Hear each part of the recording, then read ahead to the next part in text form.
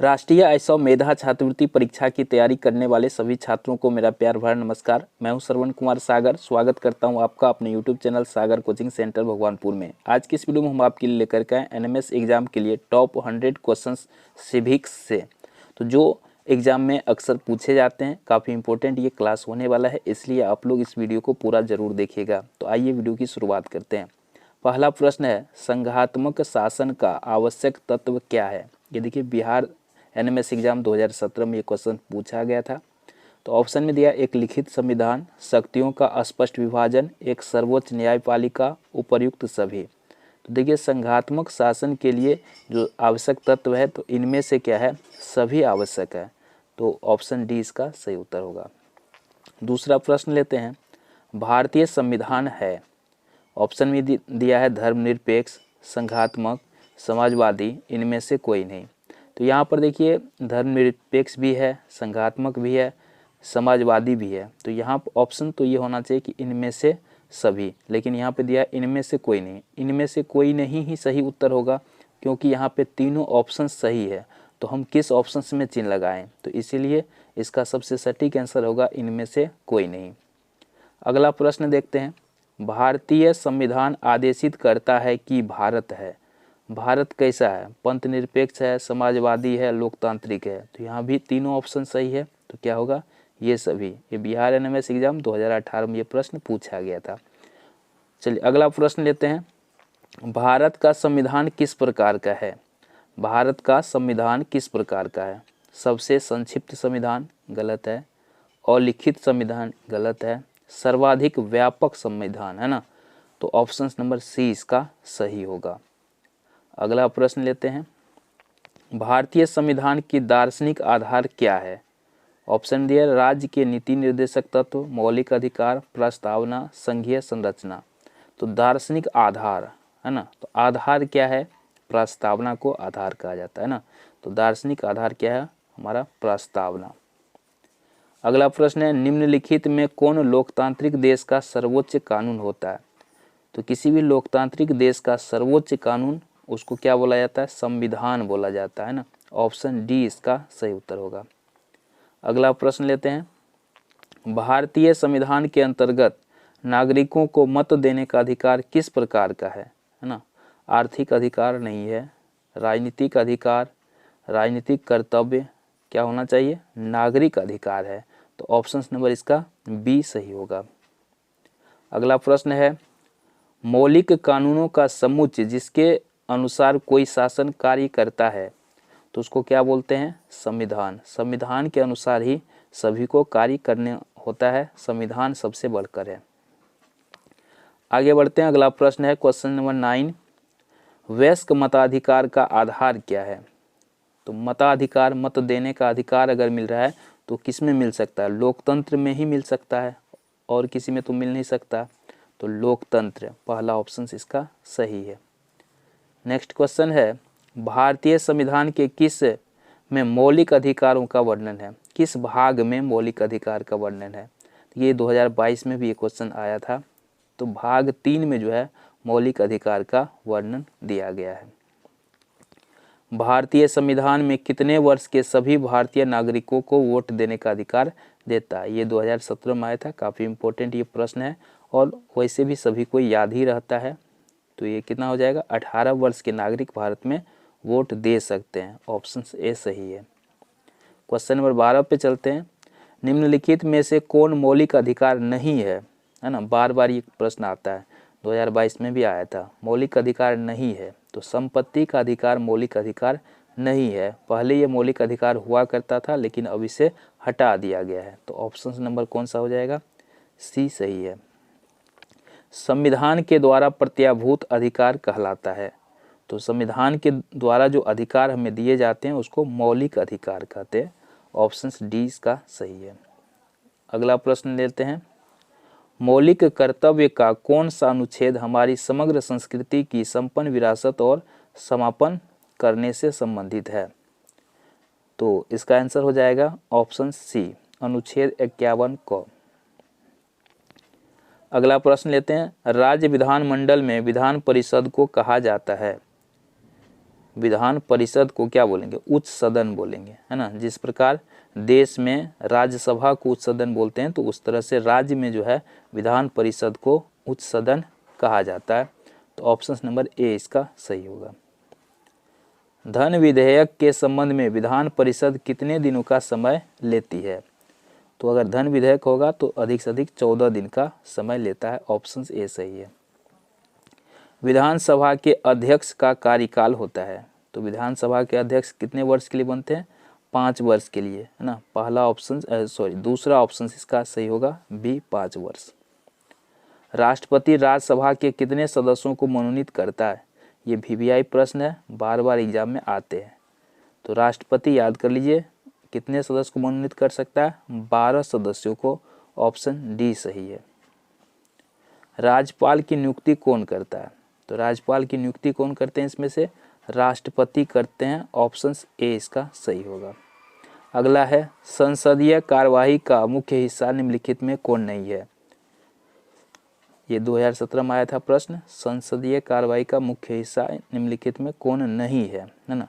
तो संगठन बनाना ये संसदीय कार्यवाही का हिस्सा नहीं है। ऑप्शन सी इसका सही है। अगला प्रश्न लेते हैं, लोकसभा और राज्यसभा की संयुक्त बैठक कौन बुलाता है? तो जब दोनों की संयुक्त बैठक बुलाना हो तो ये काम कौन कर सकते हैं? राष्ट्रपति कर सकते हैं। सी ऑप्शन सही है। निम्नलिखित में कौन सरकार का अंग नहीं है? क्या पूछ रहा है? कौन सरकार का अंग नहीं है? तो देखिए यहाँ पे विधायिका, कार्यपालिका, है ना, न्यायपालिका, तो ये सभी तो सरकार के ही अंग है। तो चुनाव आयोग जो है ये सरकार का अंग नहीं है, ये अलग है। तो ऑप्शन डी इसका सही है।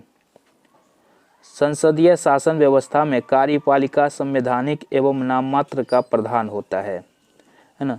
तो राष्ट्रपति क्या होते हैं? नाम मात्र का प्रधान होते हैं। वास्तविक शक्ति किसके पास होता है? प्रधानमंत्री के पास। किस सदन को संसद का निम्न सदन कहा जाता है? तो लोकसभा को निम्न सदन कहते हैं और राज्यसभा को उच्च सदन कहा जाता है। भारत के राष्ट्रपति की स्थिति कैसी होती है? ये नाम मात्र का प्रधान होता है ना। कहने के लिए सबसे बड़ा होता है, लेकिन इसको ज़्यादा अधिकार नहीं है। सारा फैसला प्रधानमंत्री करते हैं। तो ऑप्शन ए इसका सही है, ये नाम मात्र का प्रधान है। अगला प्रश्न लेते हैं, भारत के प्रथम राष्ट्रपति कौन थे? ये तो सभी को पता है, भारत के प्रथम राष्ट्रपति डॉक्टर राजेंद्र प्रसाद थे। भारत के प्रथम शिक्षा मंत्री कौन थे? तो यहाँ पे हो जाएगा मौलाना अबुल कलाम आज़ाद भारत के प्रथम शिक्षा मंत्री थे। सर्वोच्च न्यायालय के न्यायाधीशों की नियुक्ति कौन करता है? सर्वोच्च न्यायालय के न्यायाधीशों की नियुक्ति राष्ट्रपति के द्वारा किया जाता है। ऑप्शन ए सही है। परमादेश लेख जारी किया जा सकता है, ये सर्वोच्च न्यायालय के द्वारा, उच्च न्यायालय के द्वारा। तो यहाँ पे दोनों सही है, तो इसलिए हो जाएगा ऑप्शन नंबर सी इसका सही उत्तर। सर्वोच्च न्यायालय के न्यायाधीश किस उम्र में सेवानिवृत्त होता है? तो ये 65 वर्ष में होता है। यहाँ पे ये बार बार प्रश्न ये आते हैं, इसको याद रखना है। निम्नलिखित में से सरकार का कौन सा अंग भारतीय संविधान का संरक्षक है? तो संविधान का संरक्षक किसको कहा जाता है ना? संविधान का संरक्षक न्यायपालिका होता है ना। और सर्वोच्च न्यायालय जो होता है वो होता है हमारा संविधान का संरक्षक। अगला है, भारतीय संविधान का संरक्षक कौन है? अभी ये बताए थे, सर्वोच्च न्यायालय क्या है? भारतीय संविधान का संरक्षक। अगला प्रश्न देखते हैं, भारतीय संविधान के अंतर्गत पुनर्विलोकन शक्ति किसको प्राप्त है? तो ये है केवल उच्चतम न्यायालय को। ऑप्शन ए इसका सही होगा। निम्नलिखित में कौन भारतीय संसद का अंग नहीं है? भारतीय संसद का अंग नहीं है, तो न्यायपालिका जो है ये भारतीय संसद का अंग नहीं है। बाकी तीनों भारतीय संसद का अंग है, लोकसभा, राज्यसभा और राष्ट्रपति। निम्नलिखित में कौन उपभोक्ता सहकारी समिति की विशेषता नहीं है? उपभोक्ता सहकारी समिति की विशेषता नहीं है। जातिवाद का महत्व ये इसका विशेषता नहीं है, तो यही ऑप्शन सही होगा, क्योंकि नहीं वाला ही पूछ रहा है। सहकारिता एक संगठन है ना, ये 2022 में भी ये पूछा गया था। सहकारिता एक संगठन है, यह ऐच्छिक संगठन है। ऑप्शन ए सही है। कुपोषण रोकने के लिए काम कर रहे अंतर्राष्ट्रीय संस्थाएं निम्न में से कौन सी है? कौन सा संस्था है जो कुपोषण रोकने के लिए काम कर रहा है? ठीक है, तो इसका आंसर क्या हो जाएगा? यूनिसेफ। पंचायती राज व्यवस्था को किस संवैधानिक संशोधन द्वारा प्रवृत्त किया गया है? पंचायती राज व्यवस्था को तो ये किया गया 73वां संशोधन के द्वारा। राज्य की कार्यपालिका का वैधानिक प्रधान कौन होता है? वैधानिक मतलब संवैधानिक है ना, तो राज्यपाल होता है, और वास्तविक पूछेगा तो मुख्यमंत्री होता है। ठीक है, वैधानिक संवैधानिक प्रधान पूछेगा तो कौन होगा? राज्यपाल सही उत्तर होगा। अगला प्रश्न लेते हैं, भारतीय संविधान में नागरिकों के मौलिक कर्तव्य निहित है। मौलिक कर्तव्य का उल्लेख किस भाग में है ना? तो इसका आंसर क्या हो जाएगा? संविधान के भाग 4A में। अगला, भारत में प्रजातंत्र की सफलता के लिए आवश्यक कारक है। तो इसमें सभी कुछ जरूरी है, तो उपर्युक्त सभी इसका आंसर हो जाएगा। राज्य सरकार का संवैधानिक प्रमुख कौन है? तो राज्य सरकार का पूछा जा रहा है, तो क्या हो जाएगा? संवैधानिक प्रमुख राज्यपाल होगा।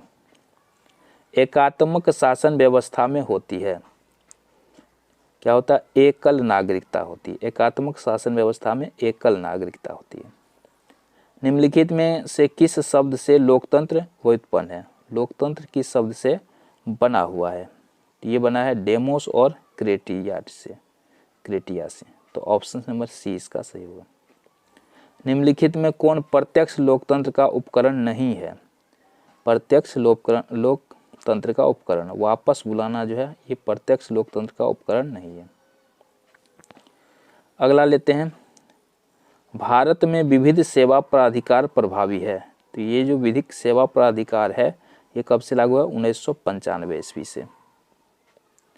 भारतीय संविधान निर्माण किसने किया था? संविधान सभा ने निर्माण किया था। ऑप्शन ए सही है। भारत का संविधान है ना, तो भारत का संविधान कैसा संविधान है? कठोर एवं लचीला का सम्मिश्रण। लोकसभा का सामान्य कार्यकाल कितने वर्ष का होता है? तो 5 वर्ष का। लोकसभा कितने दिन तक चलता है? 5 वर्ष। भारत के राष्ट्रपति चुने जाते हैं कितने साल के लिए? ये भी 5 वर्ष के लिए चुने जाते हैं। निम्नलिखित में कौन लोकसभा का नेतृत्व करता है? लोकसभा का नेतृत्व कौन करता है? तो आपको पता है लोकसभा का नेतृत्व जो है लोकसभा अध्यक्ष करते हैं।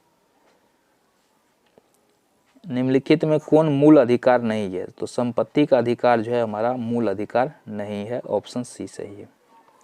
भारत के राजनीतिक दलों को कौन मान्यता देता है? तो निर्वाचन आयोग जो होता है वो राजनीतिक दलों को मान्यता देते हैं। भारत का राष्ट्रपति अपना त्यागपत्र किसे सौंपता है? किसको सौंपेगा? उपराष्ट्रपति को। राष्ट्रपति अगर त्यागपत्र देगा तो किसको देगा? उपराष्ट्रपति को। भारत में पंचायती राज व्यवस्था आधारित है, यह विकेंद्रीकरण पर। पहला ऑप्शन सही है।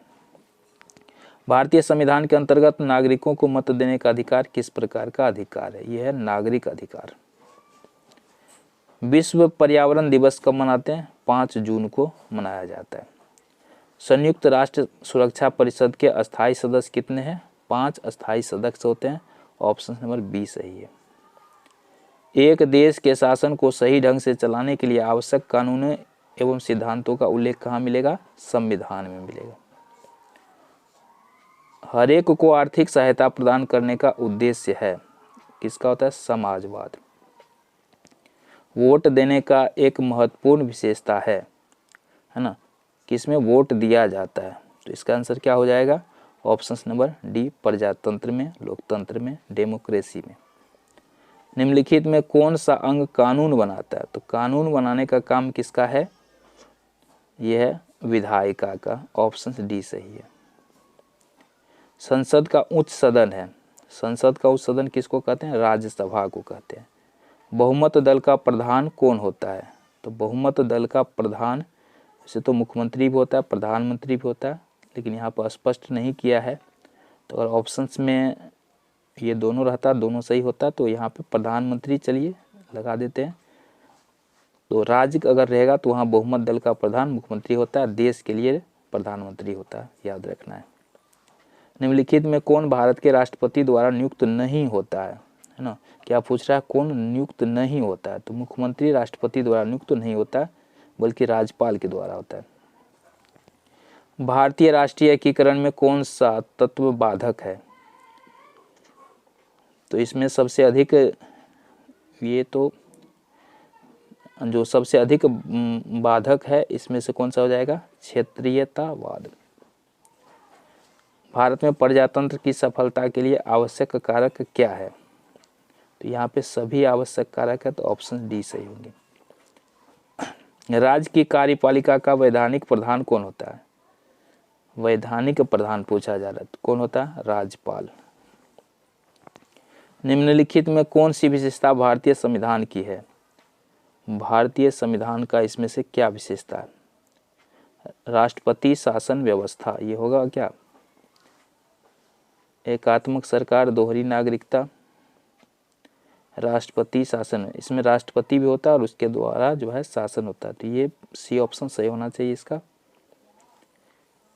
लोकसभा और राज्यसभा की संयुक्त बैठक कौन बुलाता है? तो कौन बुलाते हैं? राष्ट्रपति। ऑप्शन सी इसका सही है। चलिए अगला प्रश्न लेते हैं।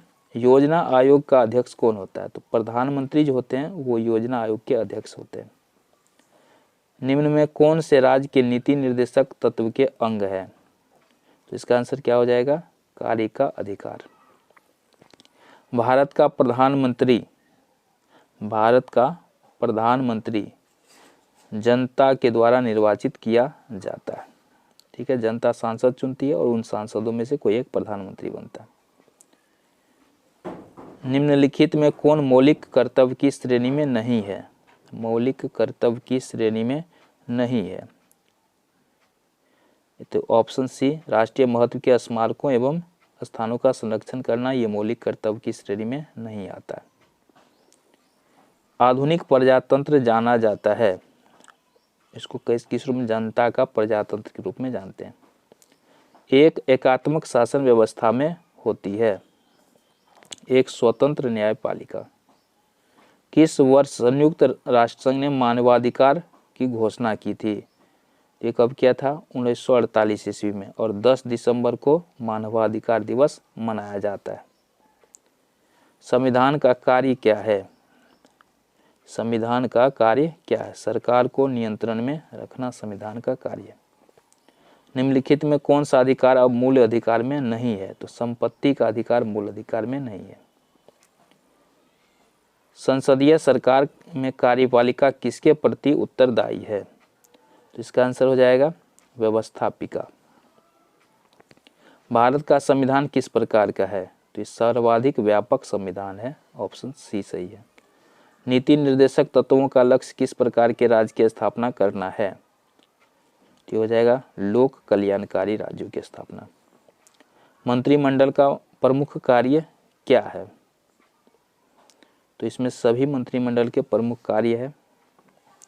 विधि के शासन का क्या अर्थ है? यह कानून के सामने सभी नागरिकों की समानता। राज्यों में संवैधानिक तंत्र के विफल होने पर राष्ट्रपति किस धारा के अनुसार राष्ट्रपति शासन लागू कर सकता है? तो राष्ट्रपति शासन लागू करना है तो इसके लिए कौन सा धारा चाहिए? धारा 356।